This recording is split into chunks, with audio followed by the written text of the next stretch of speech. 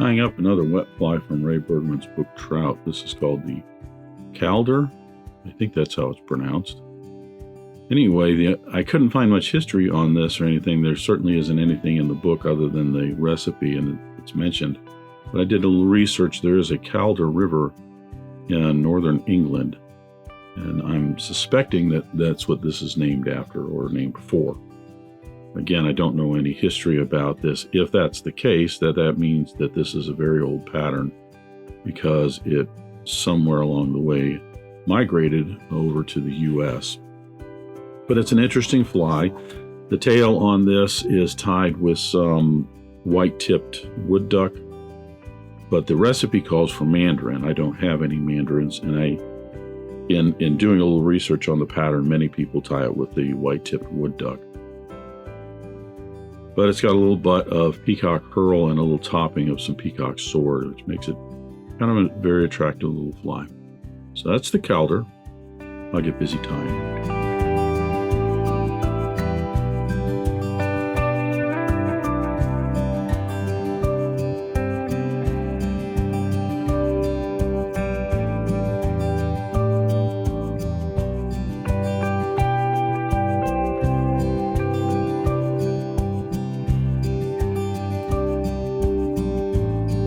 I'm going to begin the Calder with my hook in the vise. This is a Mustad 33.99 and a size 6.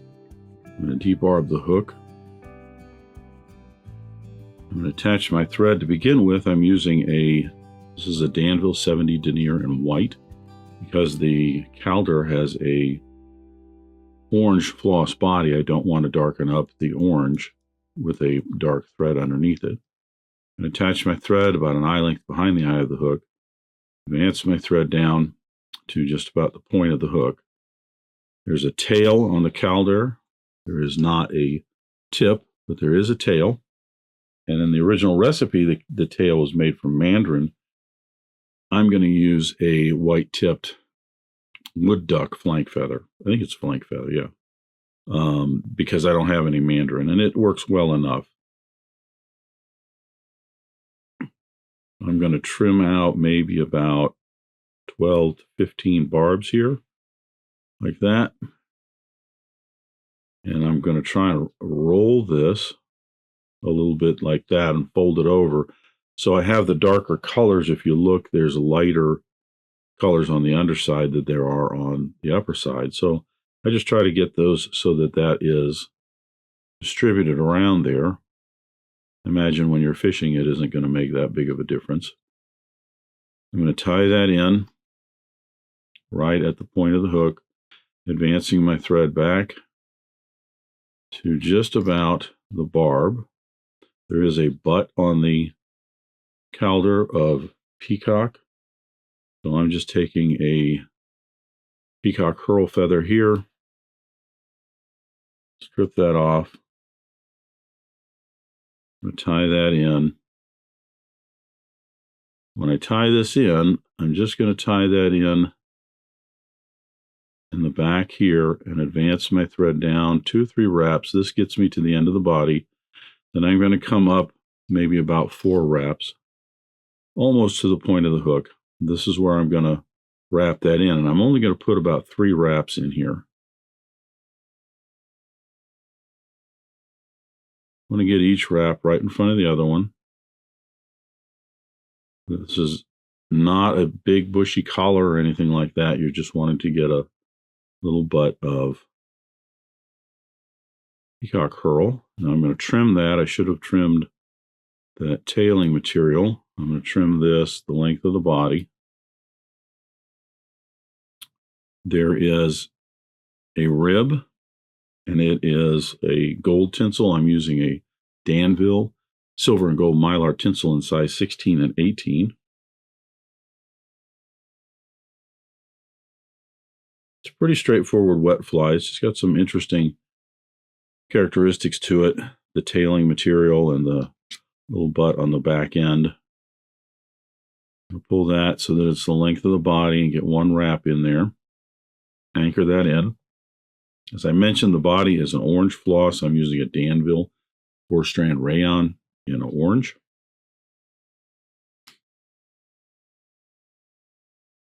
I'm going to use all 4 strands on this.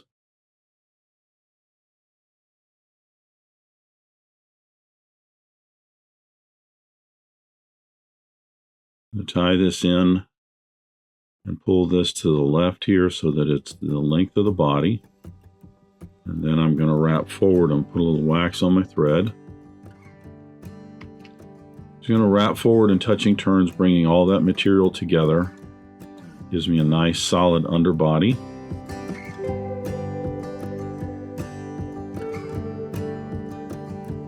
That peacock herl is kind of twisting around, but that's okay. It's not significant enough to give me kind of a ridge that follows around from here over, so I'm not that concerned about it. Now I'll apply that floss body and that tinsel rib.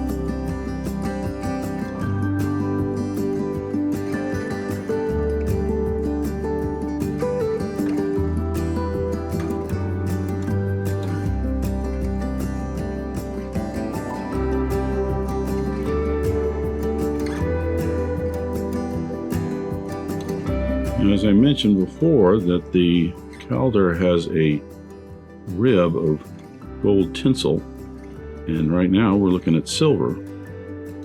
I don't know what happened. This happens occasionally, because I'm pretty certain I had the silver side out when I tied that in. I could look at the video footage and probably get a better view from your angle when I tied the tinsel in back here, but when I brought it around, it kept flipping over to the silver side, even though 2 or 3 times I tried to twist it over to the gold.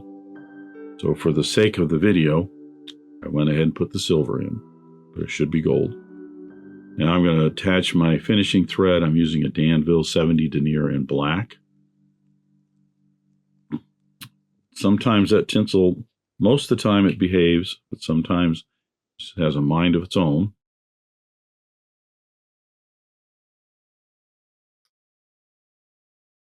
I'm going to attach my thread behind the eye of the hook and advance it rearward, trapping in the white thread and the tag of black. Bring my thread back to the back end of the head space for the throat. The throat on the Calder is brown hackle. I'm just using some brown Schlappen for this. I've already got my 2 slips together. I'm going to place this up underneath. I want the tips to come back to about the barb, at least past the point of the hook. Secure those in with a little pinch and loop underneath. And I'll trim away the excess.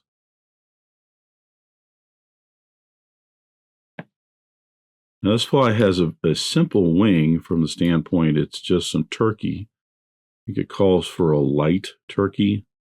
This is the one that I'm using is a turkey feather. It's not quite light, but it's not like a real dark one either. So, but that's what I'm going to go with, and it matches up pretty well with the throat. I kind of like it.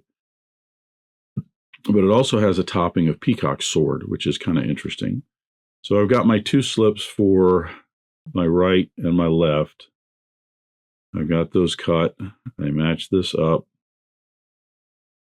I want to get my tips even first. and then check my width. That all looks good. I want the tip to come about halfway down the tail.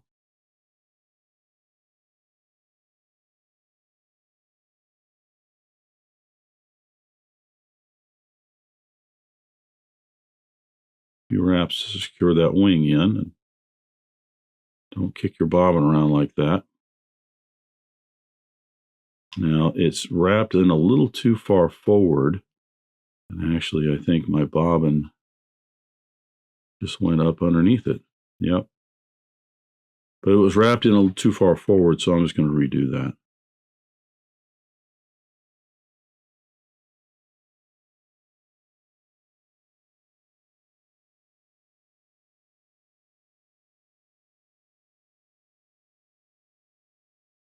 There we go. Now it's wrapped in a little bit better. You just trim this out.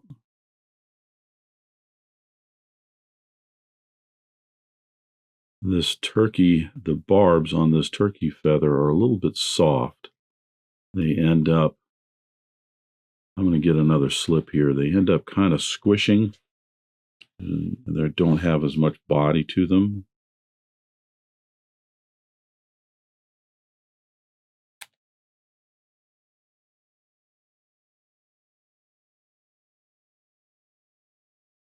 But I do like the coloring and the markings on these. And understand, when you fish it, this wing isn't like riding in the water looking really, really nice. It is all going to basically come apart and just flow. Okay.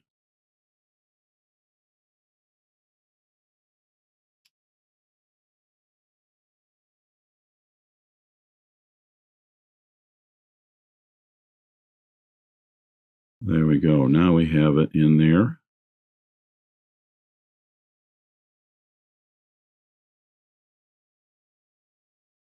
We have that nice and secured in there. Trim away the excess. And then we'll put our Peacock Sword topping in. Now the instructions don't say how many swords to use. And the toppings often are laid on top of the head here, but down one side and down the other, as opposed to right directly on top, which is what I'm going to do.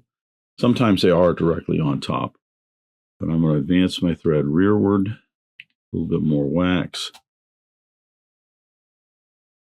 I just want to take that back just a little bit.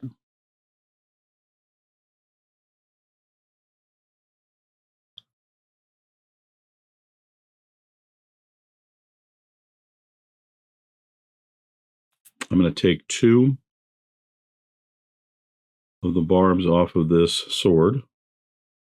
There's going to be 2 for kind of the top on the right and top on the left. It has a natural curve to it, which I'm going to keep in there.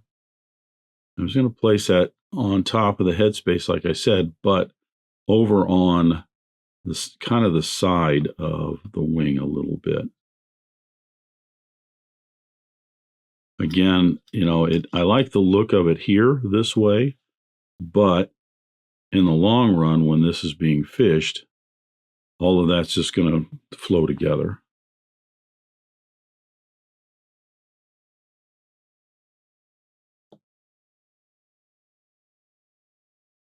And then I will get 2 more from my side.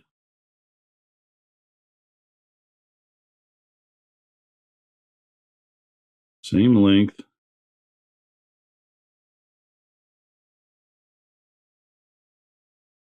Trim away the excess. And now we'll shape the head here. You do have to be careful with flies like this where you're putting that topping in, because too many thread wraps and the head gets away from you.